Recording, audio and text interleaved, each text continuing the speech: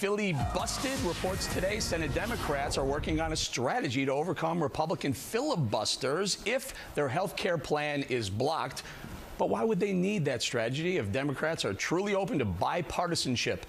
A bipartisan summit on health care. Barry Goldwater says they're not really open. The former Republican congressman of California and Arizona, if I'm not mistaken, joins me now. Thank you, sir. Thanks for joining me. All right, you're Mr. Conservative, sir. What about it? What happened to bipartisanship? Was there ever really bipartisanship?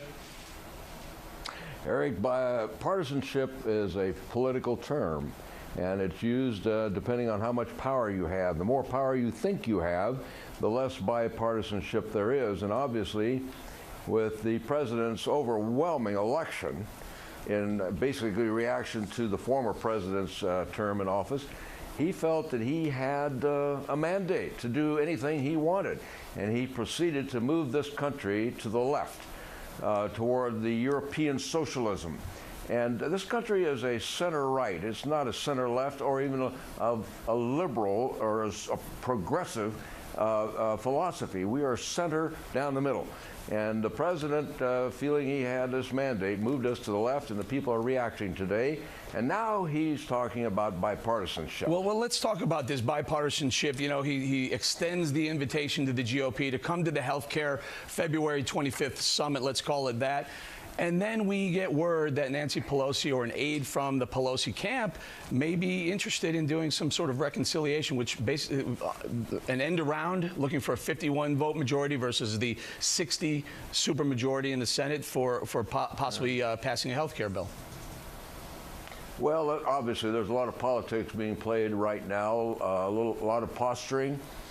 But I think the people in this country deserve better. And it starts at the very top, with the president, to be sincere and be honest that he wants real partisanship. He wants the Republicans to participate.